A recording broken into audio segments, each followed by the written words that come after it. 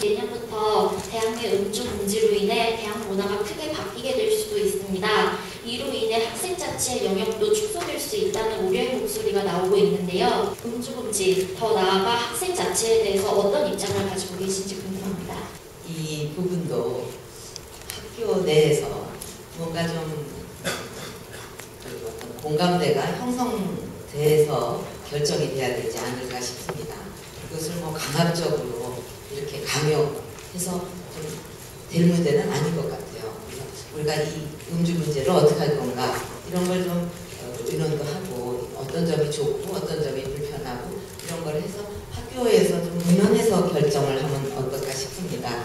선진국에서는 학교 학내의 음주가 이제 금지되어 있는 걸로 아는데 또 이런 것을 금지함으로써 어떤 대학의 낭만이라든가 또 그 학교의 어떤 학생 자치 부분에 있어서 좀 뭔가 손상이 갈 수도 있을 것 같습니다. 그래서 이런 부분은 좀 학교에서 공감대도 형성하고 좀 같이 의논도 하면서 결정하는 것이 일방적으로 이렇게 정하는 것보다 좋지 않을까 하는 그런 생각이 듭니다. 후보님께서 혹시 대학생 시절에 술을 많이 드셨나요? 대학교 시절에는 많이 마시지는 못했고 그때는 이렇게 평소에는 음주가 별로 없었어요. 제가 학교 다닐 때는 뭐 축제 때 이런 때는 했습니다. 학생들이. 근데 평소에는 그렇게 학내의 음주 같은 거를 제가 별로 본 기억이 없습니다. 지난 8월 30일이죠. 저희 교육과학기술부가 국민대를 비롯해서 43개 대학을 정부 재정 지원 제한대로 선정했는데요. 취업률과 전임교원 확보율이 기준에 미달해서 이렇게 된 것인데요. 일각에서는 이런 대학 평가를 놓고 개별 대학이 개별적 특성을 고려하지 않은 채 일률적으로 줄 세우기를 하고 있지 않느냐 이런 비판을 제기하고 있는데요. 우리 박 후보님께서는 이런 일부 교육 통계 지표를 바탕으로 대학 평가를 매겨서 개선을 유도하는 이런 방식의 대학 구조조정 정책에 대해서 어떻게 생각하시고 차기 집권하실 때 이런 정부 재정 지원 제한 선정과 같은 방식의 대학 구조조정 정책을 계속 유지하실 것인지 궁금합니다. 그래서 어떻게 대학을 평가하냐, 그 기준이 뭐냐 하는 이런 것 가지고 논란이 많은데 이런 많은 논란이 있지 않도록 좀 대학과 학교 간에 정부 간에 좀 더 이렇게 심도 있는 그런 어떤 논의를 거쳐서 좀 결과를 내면 좋지 않을까. 또 어느 대학은 이제 너무 기초적인 어떤 학생들에게 교육을 잘 충실하게 전달하지 못할 정도로 부실하다. 그럼 또 제한할 수밖에 없겠죠. 그리고 또 학령 인구가 자꾸 이렇게 줄어들기 때문에 한 5년 내에 고등학교 그러니까 대학교 정원보다도 고등학교 졸업생 숫자가 더 적게 되는 결과가 나올 거라고 그럽니다. 그러니까 어느 정도 이런 좀 구조조정은 불가피한 측면도 있습니다. 그렇게 하더라도 한 학교마다 특성이 다르기 때문에 좀 더 학교의 얘기도 깊이 들어보고 그런 그 대안으로 어떻게 할 건가 하는 연구도 해보면서 좀 기준을 마련하는데 좀 더 깊이 의논할 필요가 있다 이렇게 생각을 하고 무엇보다도 이 과정에서 학생들에게 손해가 나지 않도록 아주 배려를 잘 해야 된다고 생각합니다. 그 점이 굉장히 중요하다고 보고 있습니다.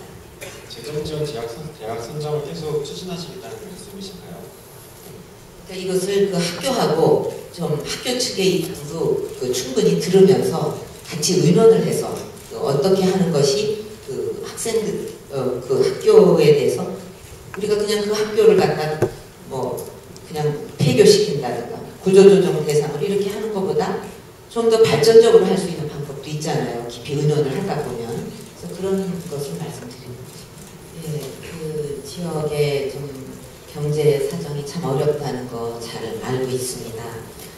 역시 그 대구 경북 지역에는 그동안에 이제 그 전통 산업, 또 제조업 이런 게 있는데 그 부분하고 또 첨단 산업하고 이렇게 균형 있게 같이 발전을 해야 되고 또 특히 그 기존 어떤 제조업이나 전통 산업도 그 어떤 첨단 기술이라든가 이런 거하고 융합을 해서 좀 부가가치도 높이고 경쟁력이 있게 이렇게 할 필요가 있다고 생각합니다.